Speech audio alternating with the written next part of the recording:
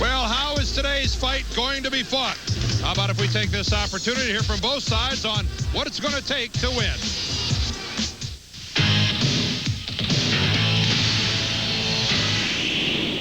I'm having Pernell use a good jab and a circle.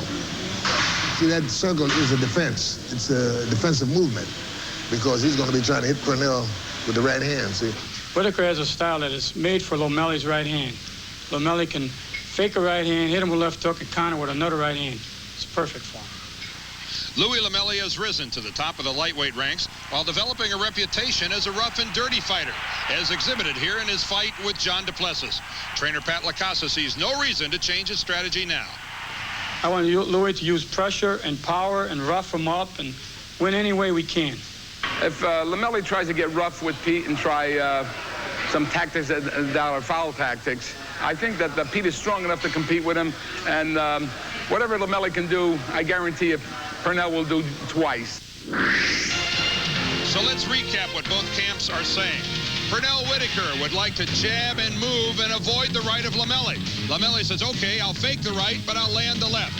Keep the pressure on. Is that dirty fighting? If it is, Whitaker will fight fire with fire. Alex, we heard from both corners what their strategies are going to be. What strategies do you think are going to be important here today? Well, Dan, I think one thing that will be interesting to look for will be Pernell Whitaker's ring movement. In his first shot at the title against Jose Luis Ramirez, his strategy was hit and run. But most recently against Haugen, he stood his ground and he relied on his tremendous reflexes to protect him on the inside. He moved, but to the side, always in range to land those quick, sharp counter punches. His trainer, George Benton, says the Matador doesn't run from the bull, he sidesteps him. And that's what Pernell has been trained to do against the young bull he faces today. Louie Lomeli says if Whitaker fights him that way, the champion is going down. We'll see whether Louie maintains that confidence throughout the fight. All right, Alex, let's get this thing on the road. Let's start by checking out the rules that will be in effect for today's fight. They'll be the IBF rules, rather, a 10-point must. The 3 knockdown rule is not in effect. Neither is the standing 8. And you cannot be saved by the bell except in the final round. Our referee today is Al Rothenberg of Virginia, who's refereed a lot of Pernell Whitaker's fights. And our 3 scoring judges, Jim Traylor of Virginia, Stanley Berg of Illinois, and Al Walensky from Florida. Dan, one thing to watch for also in this fight, Pernell Whitaker's a big 4-1 favorite because of his brilliant boxing skills. And he figures to totally dominate a raw, one-dimensional fighter like Louie Lomeli. But that one dimension of Louie's is punching power, especially with his right hand. And Pernell has already been dropped twice in his career by right hands. Pernell Whitaker must keep his concentration during this fight, even when he's dominating it. Well, Alex, Pernell Whitaker in the ring, Sweet Pea, his nickname. I guess we'll do it right off the bat. Everyone who knows Pernell calls him Pete. His nickname that you'll see on the back of his robe and here in Norfolk is Sweet Pea, and that came about because a lot of his friends here at one of his fights earlier in his career were chanting from the stands, Sweet Pete, Sweet Pete. The media up front thought they were saying Sweet Pea, and the nickname has stuck. So you'll hear various people that know Whitaker well call him Pete. That's what we call him, and what a dynamite fighter, Alex. I think that pound for pound, one of the classiest fighters in the world right now. Well, I think he's developing that reputation, and it's fights like these that he can reestablish his reputation. Look great against Haugen. Let's see if he can sustain that. There's the bell, and round 1 is underway. From Norfolk, Virginia, the IBF World Lightweight Championship. Pernell Whitaker in the red, Louie Lomeli wearing the red, white, and green, the colors of Mexico.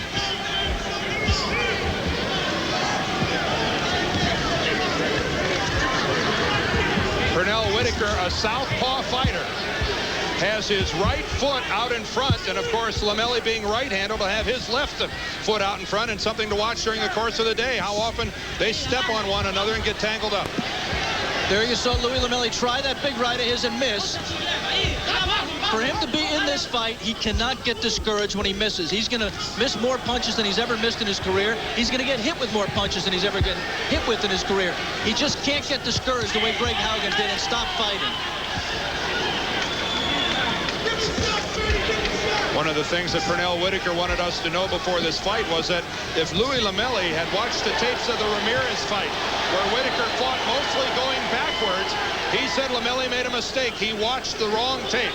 I'm going to be in his face just the way that I fought Greg Haugen a couple of months ago when he won the title. And that's what we're seeing from Whitaker now. I don't think if I were preparing Louie Lomeli for this fight, I'd let him watch the Haugen fight. I wouldn't want to prepare for that, Whitaker. It's been a while since we'd seen anyone dominated the way that Greg Haugen was by Pernell Whitaker. And and he moved Louie Lomeli back with that straight left hand. And Louie Lomeli up against the ropes. And Louie Lomeli, used to being the aggressor, finds himself in an unusual position. And he doesn't know how to hold on. He's hurt right now. He shouldn't be standing there. He should be grabbing him. Especially in the early rounds where your legs are strong, you'd think that Lomeli would be easier for him to get off the ropes than it was. He's stunned. And one thing that's interesting to watch, Dan, in the development of Pernell Whitaker, he has not been a very efficient finisher in the past. When he got his opponent hurt, sometimes he tied up too much. He tried to load up too much. This time, he didn't jump on Lomeli, didn't waste punches, but didn't really land any real effective punches once he had him hurt. Combinations from Whitaker that scored, combinations from Lomeli that missed. Inside 30 seconds here in the first round. And I would have to think that right now Louie Lomeli is thinking to himself, you know, you're right, this guy's as good as I heard he was. His problem was coming out for this round, trying to knock Pernell Whitaker off his rhythm. Right now his problem is survival. It's all Whitaker in the early going. In between rounds, George Benton, the trainer of Pernell Whitaker, said, all right, you've already taken the fight out of him. Now take it from here. Let's see if those words are prophetic. Louie Lomeli was clearly stunned in the first round. And it is not a retreating Pernell Whitaker. Oh, and the left uppercut lands solidly, and another right has Lomeli hurt. This is just target practice. Again, Lomeli so crude, so raw. There he clinched and held on. And that's a smart move if you're Lomeli. It got him out of the corner. But Pernell Whitaker, just total concentration and absolutely no strain whatsoever.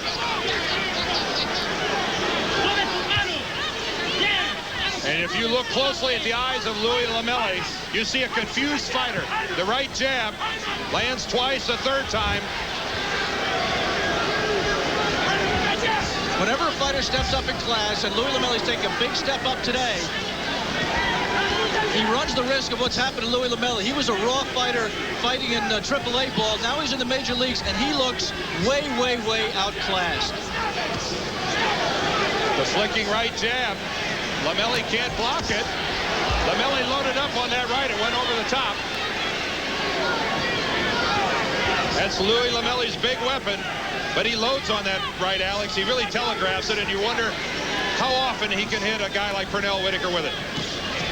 The only problem Pernell's ever had is the fact that he loses concentration. He can be totally dominating a guy like this, get so into his offense that he forgets his defense and gets caught by a silly right hand.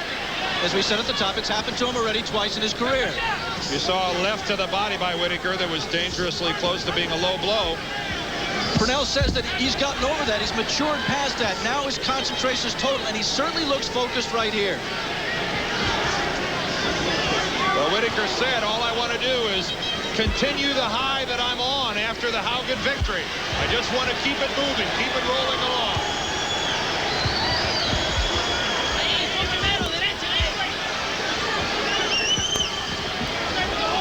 And that's more of a case of Whitaker letting Lomeli out of the corner than Lomeli fighting his way out.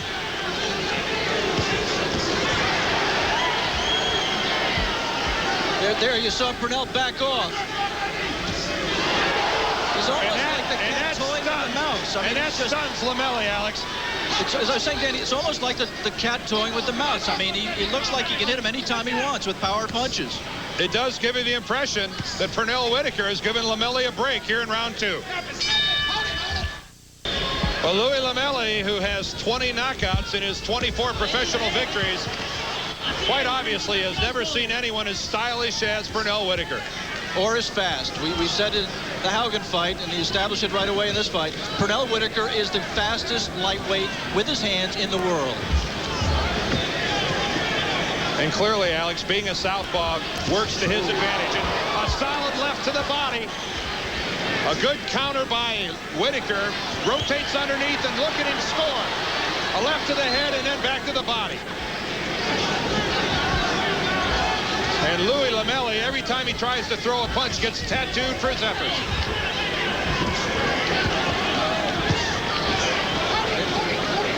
To take a page out of Mike Tyson's book, at least he's throwing punches with bad intentions. He threw 4 power punches there.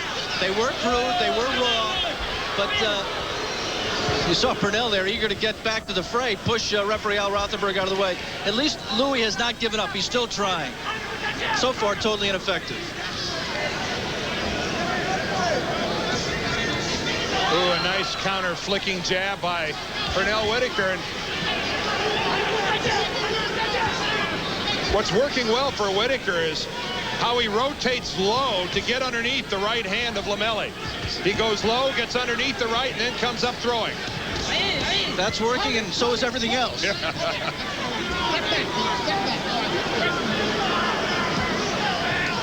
We'd like to alert our ABC stations that at the conclusion of this round, we're going to be taking a station break. Louie Lomeli would like to take a break as well, I'm sure.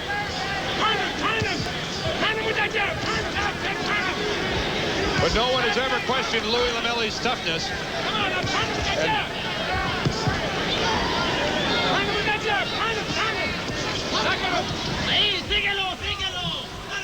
We said at the top of the show that Louie Lomeli can't win a decision. It's kind of inconceivable to think of that. He just has to go out for a knockout. It's so obvious from the rounds we've seen so far, Dan, that that's accurate.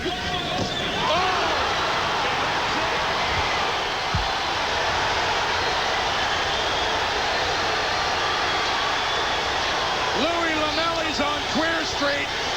What a left to the chin, and Al Rothenberg is going to let him fight. He'll let him fight, but he won't let him fight long. I'm surprised Lomeli got up, and it's all over.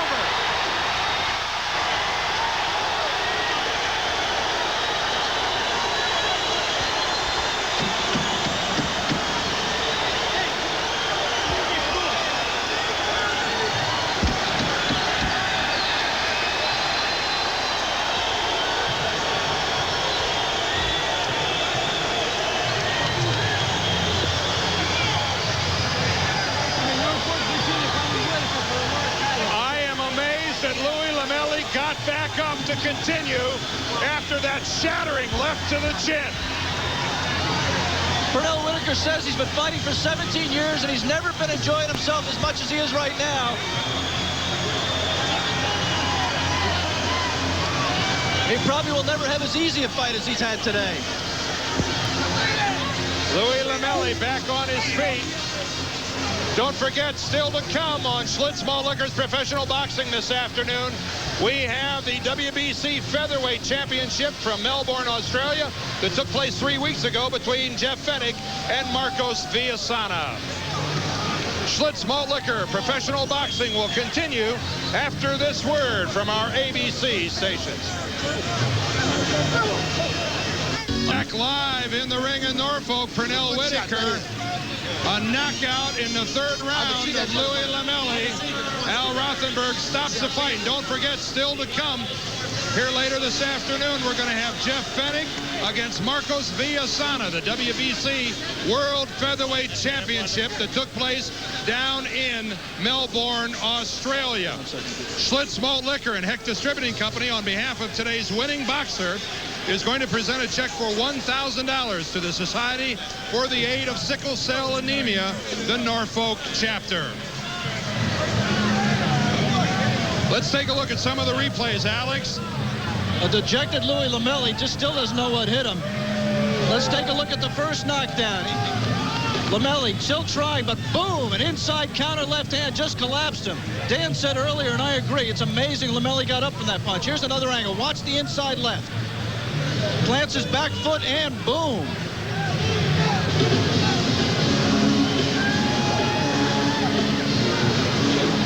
Pernell Whitaker, still a champion of the world. They say it's easier to get the title than it is to keep it. This sure was easy to keep it in your first title defense, Pete. Well, Alex, like I said before, I worked hard. I worked extremely hard. Everybody get the same treatment. I train for everyone the same way. And today wasn't any different from any other fight. I'm going to work hard. I got good work ethics now. There's no more being lazy. No more being lazy. You said at the top of the show that there was a time in your life you thought you knew it all. Now you're learning all the time.